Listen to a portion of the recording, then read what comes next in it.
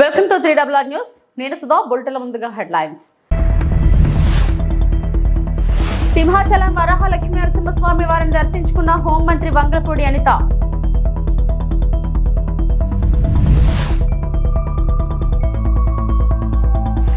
హామీల అమలుపై 18 నెలలుగా ప్రభుత్వాన్ని నిలదీస్తున్న మాజీ మంత్రి కేటీఆర్.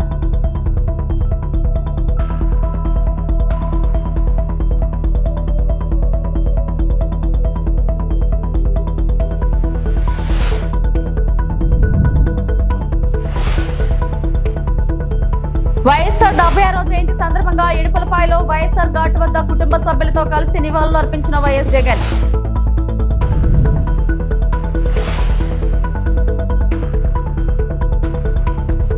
పట్నం సింహాచలం శ్రీ వరాహ లక్ష్మీ నరసింహస్వామి వారిని దర్శించుకున్న హోంమంత్రి వంగలపూడి అనిత. ఆలయ మర్యాదలతో హోంమంత్రికి ఘన స్వాగతం పలికిన అధికారులు. కప సంఘం ఆలింగనం, స్వామివారి దర్శనం అనంతరం వేద ఆశీర్వచనం చేసిన పండితులు. మంత్రి అనితకు స్వామివారి చిత్రపటాన్ని, ప్రసాదాన్ని అందజేసిన అధికారులు. గిరి ప్రదక్షిణ నేపథ్యంలో ఏర్పాట్లు పరిశీలించిన హోంమంత్రి అనిత.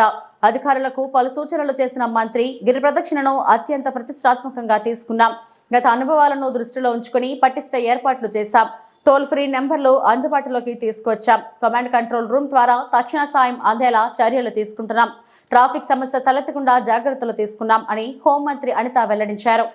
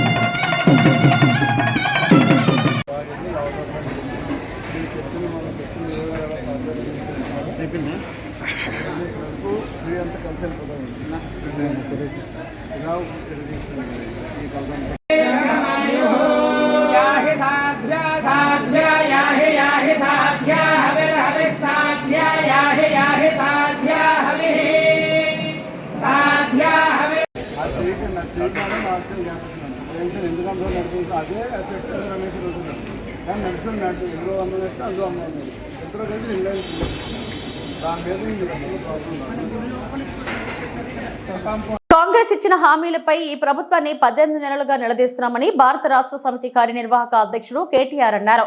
తెలంగాణ భవన్ వద్ద ఆయన మీడియాతో మాట్లాడారు. అభివృద్ధిపై చర్చకు రావాలని సీఎం రేవంత్ రెడ్డిని ఎన్నోసార్లు ఆహ్వానించాం. అసెంబ్లీలో కాదంటే ప్రెస్ క్లబ్ లోనైనా చర్చకు రావాలని చెప్పా. రుణమాఫీ, రైతు బోనస్ వంటి అంశాలపై చర్చకు రావాలని ఆహ్వానించా. సీఎం రేవంత్ రెడ్డి ఢిల్లీలో ఉన్నారని తెలిసింది.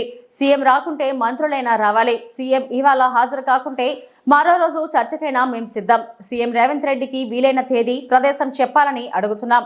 అసెంబ్లీలో మైక్ కట్ చేయకుండా మాట్లాడిస్తామని హామీ ఇస్తే అసెంబ్లీలో కూడా సిద్ధం. ఈ ప్రభుత్వం ఒక్క హామీని కూడా నెరవేర్చలేదు. రేవంత్ రెడ్డి తప్పుకుంటే అభివృద్ధి అంటే ఏంటో కేసీఆర్ చేసి చూపిస్తారని కేటీఆర్ అన్నారు. అని డైలాగులు కొట్టి ఆఖరికి గ్యారంటీ కార్డులు ఇచ్చి, అఫిడవిట్లు రాసి, బాండ్ పేపర్ మీద రాసి మోసం చేసి గద్దెనెక్కి 18 నెలల తర్వాత కూడా ఒక్కటంటే ఒక్క హామీ నిలబెట్టుకోగా మీదికెళ్ళి తెల్లారి లేస్తే రంకెలు, తెల్లారి లేస్తే అరుపులు, గావు కేకలు, బూతులు. ఇది తప్ప 18 నెలలుగా చేసిందేమీ లేదు. కానీ బేసిక్ నాలెడ్జ్ లేని ముఖ్యమంత్రి అని తెలిసినా ముఖ్యమంత్రి ముచ్చటపడుతుంది కదా, దమ్ముంటే రండి చర్చకు అని ఖార్గే సాబ్ సాక్షిగా సవాల్ విసిరింది కదా. కేసీఆర్ వస్తాడా, కేటీఆర్ వస్తాడా, ఎవరు వస్తారో రండి అని తొడగొట్టిండు కదా. వస్తాడేమో అనుకొని ఇక బేసిక్ నాలెడ్జ్ లేదు కాబట్టి ఓ 72 గంటల టైం తీసుకో, ప్రిపేర్ అయ్యి రా, నువ్వు ఎక్కడికి రమ్మంటే అక్కడికి వస్తాం. ఒకవేళ ఎందుకంటే నీకు మాట మీద నిలబడే అలవాటు లేదు కాబట్టి, నువ్వు మాట తప్పుతావని తెలుసు కాబట్టి, నీకు జూలై 8 నాడు 11 గంటలకు మేమే ప్రెస్ క్లబ్కి వస్తాం. ప్రెస్ మిత్రుల సాక్షిగా ఒక న్యూట్రల్ వెన్యూ మీద రాష్ట్రంలో మీడియా సాక్షిగా, రాష్ట్ర ప్రజల సాక్షిగా ఎవరేం చేసినరో రాష్ట్ర రైతాంగానికి, రాష్ట్రంలోని యువతకు 10 ఏళ్ల కేసీఆర్ ప్రభుత్వం ఏం చేసిందో, 18 నెలల నీ ప్రభుత్వం ఏం చేసిందో తేల్చుకుందాం రమ్మని ముఖ్యమంత్రి గారు సవాల్ విసిరితే స్వీకరించి నేను వస్తానని చెప్పిన. వస్తాడేమో అనుకున్న ముఖ్యమంత్రి. పోనీ ముఖ్యమంత్రి రాకపోతే ఆయన తరపున ఒక బాధ్యత గల్ల ఉప ముఖ్యమంత్రినో, ఒక వ్యవసాయ మంత్రినో, లేదా మరొక మంత్రినో పంపుతారేమో అనుకున్నా. కానీ ఇవాళ తేలిపోయింది, రేవంత్ రెడ్డికి రచ్చ చేయడం వచ్చు తప్ప చర్చ చేయడం రాదు అనేది మాత్రం కారాఖండిగా తేలిపోయింది. రేవంత్ రెడ్డికి బూతులు మాట్లాడడం వస్తుంది తప్ప రైతుల గురించి మాట్లాడడం మాత్రం రాదు అనేది స్పష్టంగా తేలిపోయింది. ఇవాళ బేసిక్ నాలెడ్జ్ లేని ముఖ్యమంత్రి. వైఎస్ఆర్ 76వ జయంతి సందర్భంగా ఇడుపులపాయలోని వైఎస్ఆర్ ఘాట్ వద్ద కుటుంబ సభ్యులతో కలిసి వైఎస్ జగన్ నివాళులు అర్పించారు.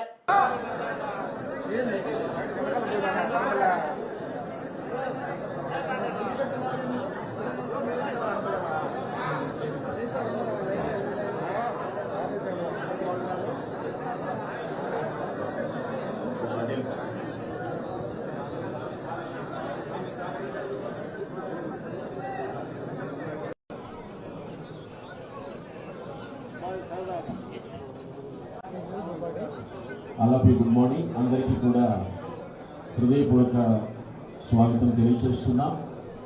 ఈరోజు మన ప్రియతమ నేత కీర్తిశేషులు శ్రీ డాక్టర్ వైఎస్ రాజశేఖర రెడ్డి గారి యొక్క 76వ జయంతిని పురస్కరించుకుని ఇక్కడికి విచ్చేసినటువంటి మీ 50 మందికి కూడా హృదయపూర్వక శుభాభివందనలు తెలియజేస్తూ ఉన్నాము. దయచేసి వచ్చిన వారు తలల నుంచి కళ్ళు మూసుకున్నట్లయితే ప్రార్థనతో ఈ యొక్క కార్యక్రమాన్ని ప్రారంభించుకున్నాం. ఎవరు కూడా అటు ఇటు చూడవద్దు, కళ్ళ నుంచి కళ్ళు మూసుకుని దేవుని స్తుతిస్తూ ప్రార్థన చేస్తున్నాం. దయచేసి నిశ్శబ్దంగా ఉండమని మనం చేస్తున్నాము. ప్రార్థన. మహాగణుడా, మహోన్నతుడా, పరిశుద్ధుడా, ప్రేమ నమ్మకం కలిగిన మా ప్రియ పరలోకమందున మా తండ్రి, సైన్యములకు అధిపతిగా యెహోవా, అత్యున్నత సింహాసనాసీనుడైన మా గొప్ప దేవా, వైఎస్ఆర్ ఆర్కిటెక్చర్ అండ్ ఆర్ట్స్ యూనివర్సిటీలో విద్యార్థులు చేపట్టిన ఆందోళనకు ఏపీసీసీ అధ్యక్షురాలు వైఎస్ షర్మిల మద్దతు తెలిపారు.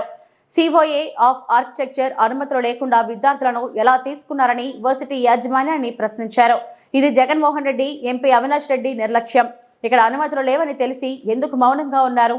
అధికారంలో ఉన్నప్పుడు అనుమతుల కోసం ఎందుకు ప్రయత్నాలు చేయలేదు?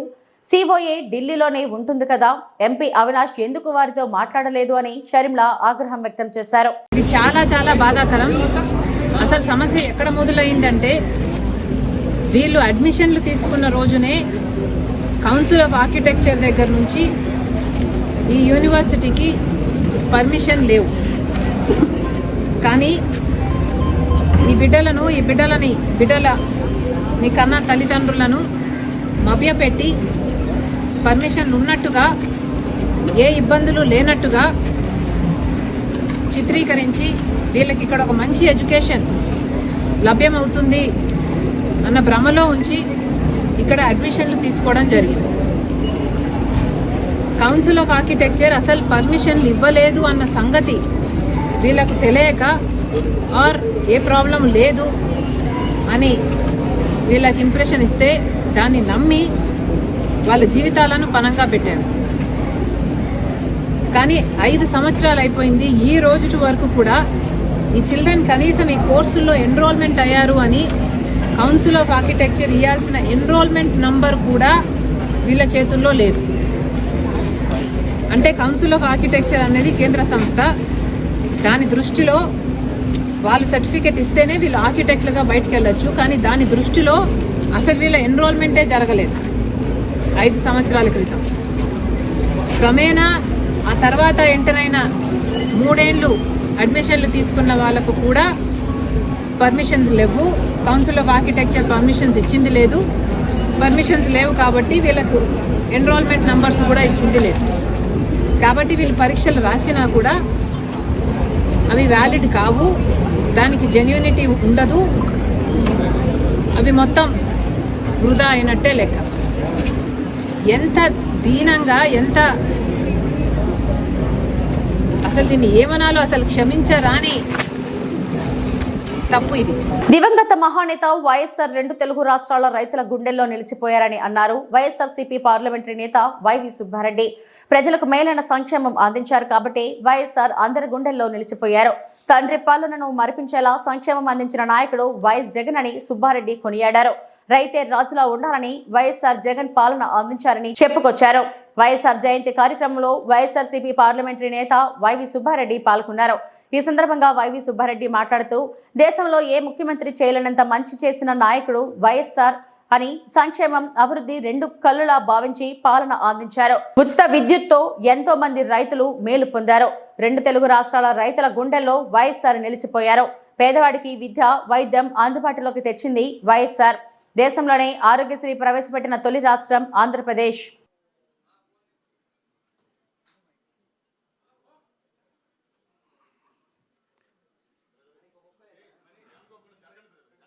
స్వర్గీయ రాజశేఖర రెడ్డి గారి 76వ జయంతి సందర్భంగా ఈ కార్యక్రమానికి వచ్చి వేదిక మీద ఉన్న వైఎస్ఆర్ కాంగ్రెస్ పార్టీ నాయకులకు, వేదిక ముందున్న వైఎస్ఆర్ కాంగ్రెస్ పార్టీ కుటుంబ సభ్యులకు అందరికీ నమస్కారం తెలియజేసుకుంటున్నాం.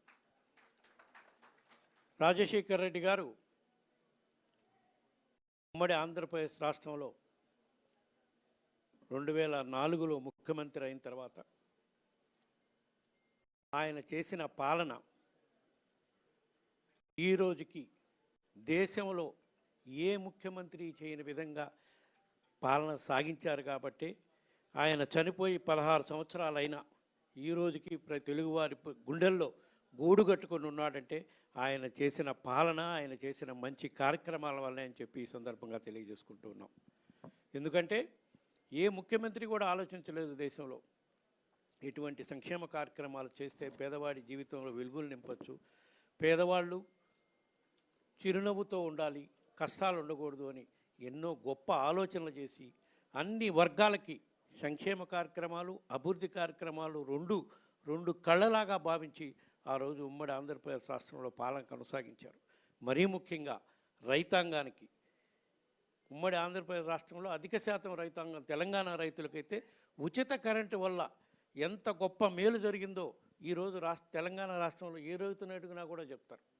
అంటే మనకన్నా తెలంగాణలో రైతాంగానికి ఎక్కువ కరెంటు మీద ఎక్కువ ఇది ఉంటుంది. కాబట్టి ఇప్పటికీ 2 తెలుగు రాష్ట్రాల్లో రైతులు రాజశేఖర రెడ్డి గారి పేరు చెప్పుకునే విధంగా ఆ రోజు ముఖ్యమంత్రి అయిన మొదటి రోజే తొలి సంతకమే ఉచిత కరెంటు మీద పెట్టి దేశంలోనే ఉచిత కరెంటు మొట్టమొదటి ఇచ్చిన రాష్ట్రంగా ఆంధ్రప్రదేశ్ రాష్ట్రం నిలబడే విధంగా చేశారు ఆ రోజు రాజశేఖర రెడ్డి గారు. అందుకే ఇప్పటికీ రైతులు ఎక్కడున్నా సరే 2 తెలుగు రాష్ట్రాల్లో రాజశేఖర రెడ్డి గారిని వారిని గుండెల్లో పెట్టుకుని చూసుకునే కార్యక్రమాలు చేశారు. రైతు సుఖంగా సంతోషంగా ఉండాలి, రైతే రాజు అనే విధంగా రాజశేఖర రెడ్డి గారు పాలన చేసి రైతులకు ఎన్నో మేలైన కార్యక్రమాలు చేశారు. ఆ తర్వాత రాజశేఖర రెడ్డి గారు చేసిన గొప్ప మేలైన కార్యక్రమాల్లో చెప్పుకోదగ్గది పేదవాడికి విద్య వైద్యం అందుబాటులోకి తీసుకురావడం కోసం ఆ రోజుల్లోనే దేశంలో మొట్టమొదటిసారిగా ఆరోగ్యశ్రీ కార్యక్రమం మొదలుపెట్టాడు. పేదవాడికి వైద్యం, ఉచిత వైద్యం ఎంత ఖర్చైనా చేయించే కార్యక్రమం ఆ రోజు స్వర్గీయ రాజశేఖర రెడ్డి గారు కలలగిని పెట్టిన పథకమే ఆరోగ్యశ్రీ పథకం. దేశంలో మొట్టమొదటిగా మన ఆంధ్రప్రదేశ్ రాష్ట్రంలో రాజశేఖర రెడ్డి గారు స్టార్ట్ చేశారు. అదేవిధంగా ఫీజు రియంబర్స్మెంట్, పేదవాళ్ళు ఇంజనీర్లు, డాక్టర్లు, ఐఏఎస్లు, ఐపీఎస్లు చదవాలంటే ధనికులే కాదు పేదవాడు కూడా అర్హుడు అని 2 తెలుగు రాష్ట్రాల్లో ఎంతోమంది యువకులు ఈరోజు వివిధ దేశాల్లో వివిధ పదవుల్లో ఉద్యోగాల్లో ఉన్నారంటే అది రాజశేఖర రెడ్డి గారు ఆ రోజు రాష్ట్రంలో తీసుకొచ్చిన ఫీజు రియంబర్స్మెంట్ పథకం వల్లనే అని చెప్పి ఈ సందర్భంగా చెప్పుకోవాల్సిన అవసరం ఉంది. అదేవిధంగా సంక్షేమం, ఎవ్వరికి అర్హులైన ప్రతి వాళ్ళకి పార్టీలకు అతీతంగా, కులాలకు అతీతంగా అర్హులైన ప్రతి కుటుంబానికి సంక్షేమ పథకాలు ఇచ్చిన ఘనత స్వర్గీయ రాజశేఖర రెడ్డి గారిది ఆ రోజు ఉమ్మడి ఆంధ్రప్రదేశ్ రాష్ట్రంలో. ఇన్ని మేలైన కార్యక్రమాలు రాజశేఖర రెడ్డి గారు చేశారు కాబట్టి ఈ రోజుకి 16 సంవత్సరాలైనా కూడా ఆయన్ని ప్రజలు గుండెల్లో పెట్టుకొని ఈరోజు పూజించుకునే విధంగా చేస్తూ పోయారు. ఆయన మరణాంతరం ఆ రోజుల్లో 2004లో కానీ 2009లో కానీ ఆయన ఇన్ని గొప్ప కార్యక్రమాలు చేశారు కాబట్టి 2 సార్లు జాతీయ స్థాయిలో కూడా కాంగ్రెస్ పార్టీ అధికారంలో రావడానికి స్వర్గీయ రాజశేఖర రెడ్డి గారు కీలక పాత్ర పోషించారు అని చెప్పి ఈ సందర్భంగా చెప్పుకోక తప్పదు. అభివృద్ధితో పాటు సంక్షేమాన్ని అందిస్తున్న ఏకైక ప్రభుత్వం కూటమి ప్రభుత్వం అని తణుకు ఎమ్మెల్యే ఆర్మిల్లి రాధాకృష్ణ అన్నారు. ప్రజల జీవన ప్రమాణాలు మెరుగయ్యే విధంగా అభివృద్ధి సంక్షేమాన్ని ఏకతాటిపై ముఖ్యమంత్రి చంద్రబాబు నాయుడు, ఉప ముఖ్యమంత్రి పవన్ కళ్యాణ్, మంత్రి నారా లోకేష్ అమలు చేస్తున్నారని అన్నారు. సుపరిపాలనలో తొలి అడుగులో భాగంగా ఇంటింటికి తెలుగుదేశం పార్టీ కార్యక్రమాన్ని మంగళవారం అత్తిలి మండలం పాలిబల్లిపాడు గ్రామాల్లో నిర్వహించారు. ఈ సందర్భంగా ఎమ్మెల్యే రాధాకృష్ణ ఇంటింటికి పర్యటించి ప్రజలకు గత ఏడాది కాలంగా అందిస్తున్న సంక్షేమ పథకాలను అడిగి తెలుసుకున్నారు. ఈ సందర్భంగా ఆయన మాట్లాడుతూ గత 5 ఏళ్ల వైఎస్ఆర్ కాంగ్రెస్ పార్టీ అరాచక పరిపాలనలో పెట్టుబడులు, పారిశ్రామికవేత్తలు రాకపోగా రాష్ట్రం నుంచి పారిపోయిన పరిస్థితులు ఎదురయ్యాయని విమర్శించారు. అత్తిలి మండలం పాలి బల్లిపాడు గ్రామాల్లో నిర్వహించుకోవడం జరుగుతుంది. ఈ సందర్భంలో ప్రతి ఇంటికి వెళ్ళి గత సంవత్సర కాలంగా అందించినటువంటి సంక్షేమ కార్యక్రమాలను తెలుసుకోవడంతో పాటుగా వారికి ఎక్కడైనా లోటుపాట్లు ఉంటే అవన్నీ కూడా సరిదిద్దే విధంగా కూడా చర్యలు తీసుకుంటున్నాం. దాంతోపాటుగా పలు అభివృద్ధి కార్యక్రమాలకి ఈరోజు గ్రామాల్లో మౌలిక సదుపాయాల కల్పన ధ్యేయంగా పనిచేస్తూ ఈరోజు ముఖ్యంగా పాలి గ్రామంలో అనేక అభివృద్ధి కార్యక్రమాలకు నిధులు కేటాయించడం జరిగింది.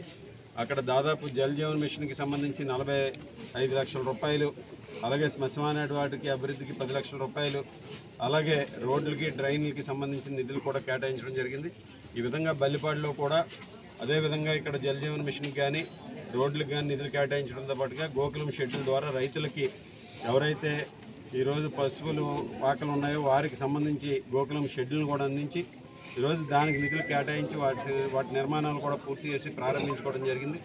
ఈ విధంగా అభివృద్ధితో పాటుగా సంక్షేమాన్ని అందిస్తున్నటువంటి ఏకైక ప్రభుత్వం కూటమి ప్రభుత్వం. ఈరోజు ముఖ్యమంత్రి చంద్రబాబు నాయుడు గారు, ఉప ముఖ్యమంత్రి వారు పవన్ కళ్యాణ్ గారు, ఐటీ విద్యాశాఖ మంత్రి లోకేష్ గారు, వీరు ముగ్గురు కూడా రాష్ట్రంలో పెట్టుబడులు సాధించడానికి కృషి చేస్తూ మరొక పక్క ప్రజల జీవన ప్రమాణాలు మెరుగే విధంగా అభివృద్ధి సంక్షేమ కార్యక్రమాలను అందిస్తూ ఈ రాష్ట్రంలో భవిష్యత్తులో కూడా భవిష్యత్ తరాలన్నీ కూడా ఒక అభివృద్ధి చెందిన రాష్ట్రంలో ఉండాలనే సంకల్పంతో పనిచేస్తున్నటువంటి నాయకత్వం ఈరోజు కూటమి నాయకత్వాన్ని సందర్భంగా తెలియజేసుకుంటూ ముఖ్యంగా యువతకు ఉపాధి కల్పనే ధ్యేయంగా పనిచేస్తున్నటువంటి ప్రభుత్వం 20 లక్షల ఉద్యోగాల కల్పన ఏదైతే హామీ ఇచ్చామో దానిలో భాగంగా మొదటి సంవత్సరమే దాదాపు 9.5 లక్షల కోట్ల పెట్టుబడులు సాధించి 4.5 లక్షల ఉద్యోగాల్ని ఈరోజు కల్పించడం జరిగింది.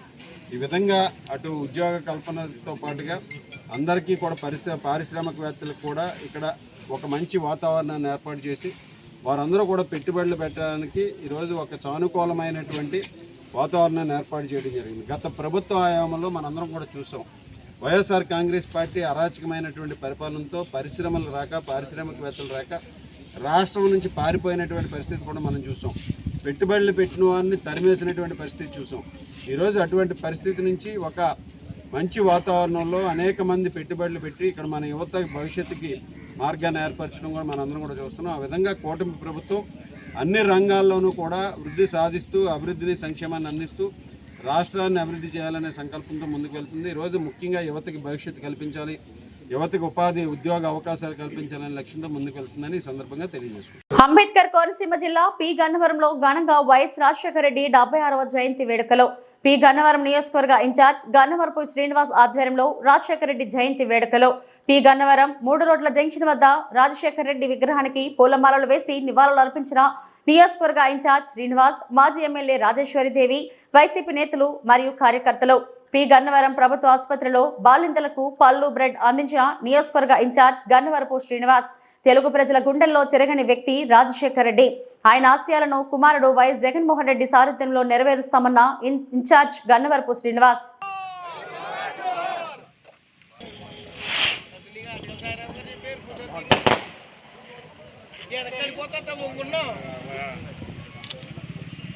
మన రాజశేఖర రెడ్డి గారి పుట్టినరోజు సందర్భంగా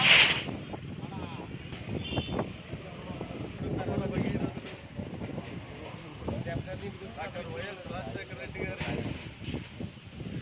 76వ జయంతి సందర్భంగా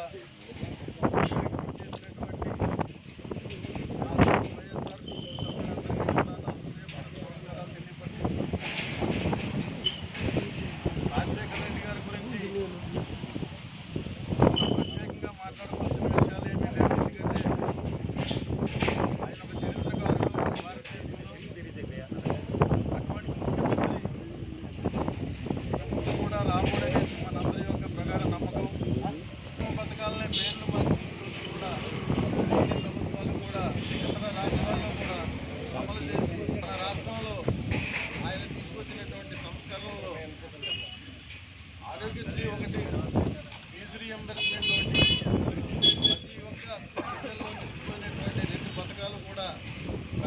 ప్రజాదరణ ఇతర రాష్ట్రాల్లో కూడా అదే ఆచరిస్తున్నారు.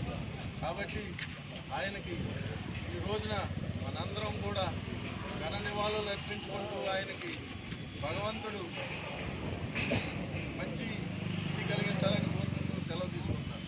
76వ జయంతి కార్యక్రమానికి ఇచ్చేసినటువంటి వైఎస్ఆర్ కాంగ్రెస్ పార్టీ కుటుంబ సభ్యులందరికీ కూడా నా హృదయపూర్వకమైనటువంటి చేతులు జోడించి పేరు పేరున అందరికీ కూడా హృదయపూర్వకమైనటువంటి నాకు తెలియజేసుకుంటున్నాను.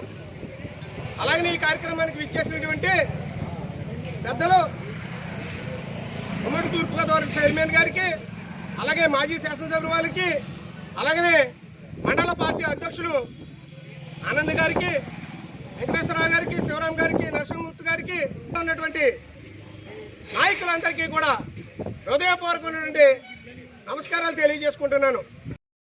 జగన్ పర్యటనలో 500 మంది అనుమతి. బంగారుపాలెంలో ఈ నెల 9న మాజీ సీఎం జగన్ పర్యటనకు సంబంధించి అనుమతుల వివరాలను చిత్తూరు ఎస్పీ విఎన్ మణికంఠ చందోలు వివరించారు. మ్యాంగో మార్కెట్లో 500 మందికి హెలీప్యాడ్ వద్ద 30 మందికి అనుమతి ఉందని చెప్పారు. రోడ్ షోలు, ఇతర కార్యక్రమాలకు అనుమతి లేదని స్పష్టం చేశారు. జగన్ భద్రతకు అన్ని ఏర్పాట్లు చేస్తున్నామన్నారు. గత పర్యటనలో చోటు చేసుకున్న ఘటనలను దృష్టిలో ఉంచుకొని ముందస్తు చర్యలు చేపట్టామని తెలిపారు. అందరికీ నమస్కారం. ఈ నెల 9వ తారీఖున ఎక్సీఎం గారు బంగారుపాలెం మండలంలోని మ్యాంగో మార్కెట్ యార్డ్ విజిట్ చేస్తున్నారు.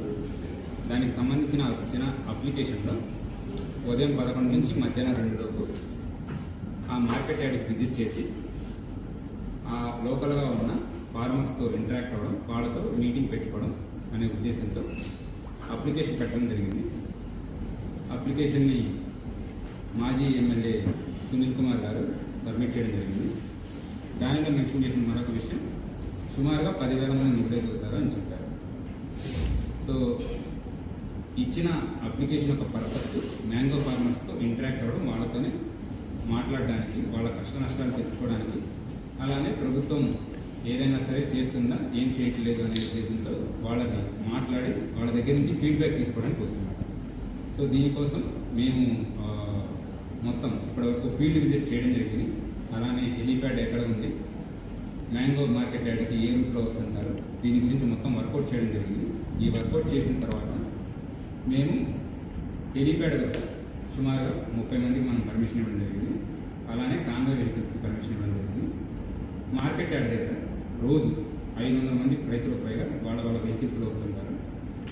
సో ఈ మీటింగ్ కొరకు, ఇది పబ్లిక్ మీటింగ్ కాదండి, ఓన్లీ మ్యాంగో ఫార్మర్స్తో మాట్లాడడానికి, వాళ్ళతో ఇంటరాక్ట్ అవుతున్న ఇష్యూ కోసం వస్తున్నాం కాబట్టి మనం మరొక 500 మందికి వచ్చి ఇంటరాక్ట్ అవ్వడానికి పర్మిషన్ ఇవ్వడం జరిగింది. సో మొత్తంగా మనం మార్కెట్ యార్డ్లో 500 మందికి, అలానే హెలీప్యాడ్ వద్ద 30 మందికి పర్మిషన్ ఇస్తాం. అండ్ ఎటువంటి ర్యాలీస్ కానీ అలానే రోడ్ షోస్ కానీ జరగకూడదని క్లియర్గా చెప్పడం జరిగింది. జూలై 9 దేశవ్యాప్త సమ్మె విజయవంతం చేయాలని సిఐటియు బైక్ ర్యాలీ రైల్వే కోడూరులో కార్మికుల సంఘీభావంగా నినాదాలతో మారుమోగిన పట్టణం. జూలై 9న చేపట్టనున్న దేశవ్యాప్తంగా సమ్మెను విజయవంతం చేయాలని కోరుతూ రైల్వే కోడూరులో సిఐటియు ఆధ్వర్యంలో సోమవారం బైక్ ర్యాలీ నిర్వహించబడింది. ఎంఎండిఓ ఆఫీస్ నుంచి ప్రారంభమై టోల్ గేట్, లక్ష్మీ ప్యారడైజ్ మీదుగా రైల్వే స్టేషన్ వరకు ఈ ర్యాలీ సాగింది. ఈ కార్యక్రమాన్ని సిఐటియు జిల్లా అధ్యక్షుడు సిహెచ్ చంద్రశేఖర్ జెండా ఊపి ప్రారంభించారు. కార్మిక హక్కుల పరిరక్షణ కోసం పోరాటం అవసరమని, కేంద్ర ప్రభుత్వం తీసుకొచ్చిన 4 లేబర్ కోడ్స్ ను వెంటనే రద్దు చేయాలని ఆయన డిమాండ్ చేశారు.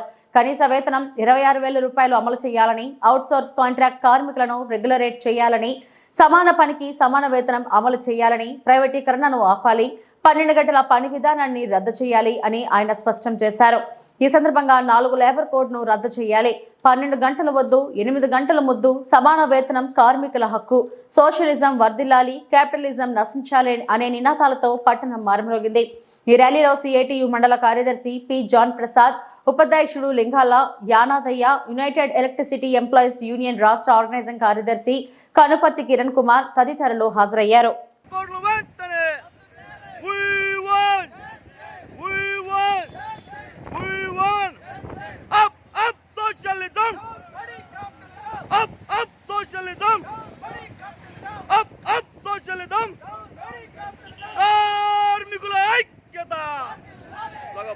కార్మికుల ఐక్యత ఐక్యత జిందాబాద్ జిందాబాద్ జిందాబాద్ జిందాబాద్ జిందాబాద్ జిందాబాద్ రద్దు చేయాలి కార్మిక వ్యతిరేక చట్టాలు వెంటనే రద్దు చేయాలి కార్మిక వ్యతిరేక చట్టాలు వెంటనే రద్దు చేయాలి కార్మిక వ్యతిరేక చట్టాలు వెంటనే నన్ను దాడి పోగానే మీరు రద్దు చేయాలి లేబర్ కోడ్లను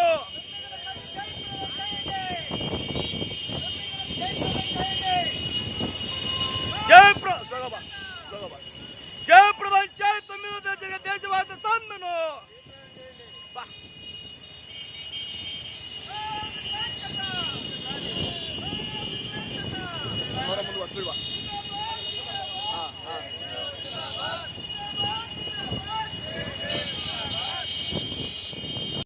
ఇవి ఇప్పటివరకు నా బులెటిన్ అప్డేట్స్. నమస్తే.